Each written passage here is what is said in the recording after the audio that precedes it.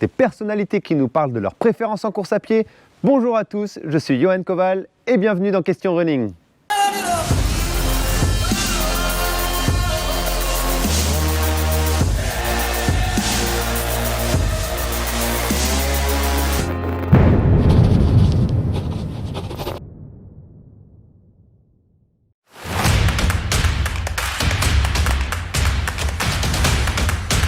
Course à pied bien sûr, parce que c'est un amour de jeunesse toujours aussi grand et j'ai toujours autant de plaisir à courir. Cela dit, je fais plus de vélo que de course à pied. Un, pour préserver mes mollets, et puis deux, parce que j'habite dans les Alpes-Maritimes et que c'est juste fabuleux pour découvrir, se balader, et que j'adore le vélo aussi.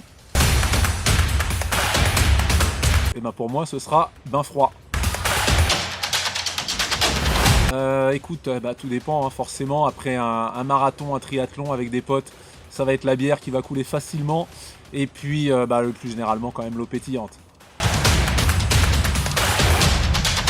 Dis-moi, il manque une info quand même, parce que médaille olympique, c'est bien beau, mais entre le bronze, l'argent et l'or, il y a une différence. Si c'est l'or, l'or olympique, sinon, record du monde. Sans hésitation, El Silio. Écoute, dans course de Pampelune, il y a course, alors course de Pampelune. Bon, écoute, faut que je te dise, le riz chez moi c'est sacré, origine africaine oblige du côté de mon papa. J'ai 2 frères, mais on n'était que 5 à la maison et il y avait toujours un sac de 25 kg pour te donner une idée de la place que ça prenait dans mon alimentation chaque semaine. Donc riz sans hésiter.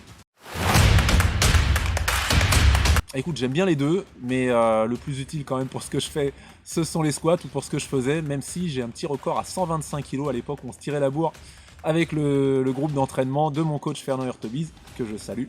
Et donc voilà, mais sinon oui, squat, et puis les squats, moi j'aime bien en les faisant talons décollés du sol, en plante de pied, parce que ça permet de travailler le facteur limitant qu'est le mollet. Eh bien écoute, course sur route plutôt. Pourquoi ? Parce que c'est le plus proche de la piste, la foulée est libre, pas contrainte par le plus souvent en tout cas, pas contrainte par le dénivelé et par le terrain. J'ai déjà fait un peu de trail, j'adore, c'est une forme de liberté différente, mais moi j'aime la liberté de la foulée. Et la liberté qu'offre le trail, c'est la nature, les grands espaces. Mais parfois, on est obligé de marcher, et j'aime pas ça. Voilà, quand j'ai envie de courir, j'aime courir. Écoute, no comment, hein, vitesse forcément. Pour moi, ce sera séance sur piste, toujours pareil, le rendement du sol, ces sensations qui me sont chères, je les trouve essentiellement sur la piste. Travail de pied, travail de pied, travail de pied. Pour moi, ce sera, comme dirait Stromae, ni l'un ni l'autre. Je suis pas trop, non, ni Titanic, ni Forrest Gump. Alors pour moi, ce sera aujourd'hui short flottant, mais à l'époque où j'avais les cuisses qui ressemblaient un peu à celles de Florian Rousseau, ça parlera aux connaisseurs du cyclisme sur piste, c'était pas possible le flottant parce que ça frottait trop, il remontait et après j'avais les cuisses irritées. Donc maintenant que j'ai perdu des cannes, short flottant. Moi, il n'y a qu'une seule musique qui m'intéresse, celle de mes foulées, donc sans musique. Eh bien les deux, écoute, indissociables et un travail sur les deux, c'est ce que j'aime dans le sport. Je t'avoue, un petit faible pour courir bien égoïstement, en solo, le plus souvent, parce que c'est plus pratique, et puis c'est vrai que j'aime bien, j'ai mon rythme, mais dès que j'ai l'occasion en groupe aussi, avec des amis et des personnes qui ont choisi une sortie qui me convient bien, j'ai le plaisir à la partager.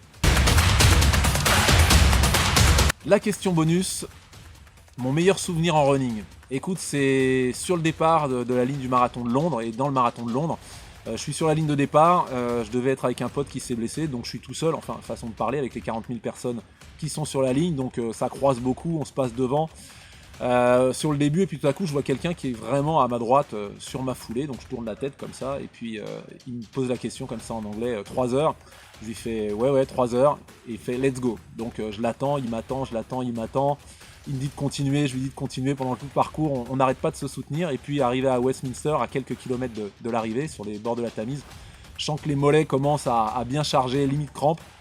Donc je lui dis vas-y, t'as l'air bien, fonce, tu peux gagner un peu de temps. Et puis il part devant, et puis j'arrive 1 minute après lui, et je le retrouve dans la file, par hasard, avec la couverture de survie sur les épaules. Et on tombe dans les bras l'un de l'autre, couverts de sueur.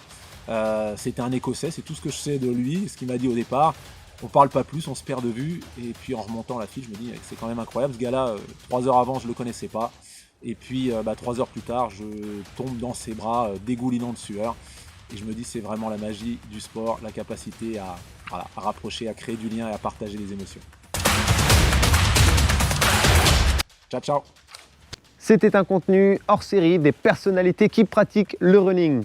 J'espère que vous avez aimé cette vidéo. N'hésitez pas à commenter, liker, partager. Si vous avez des suggestions de personnalités futures, c'est juste en dessous dans les commentaires. Merci à tous, bon run à tous. Ciao soupap.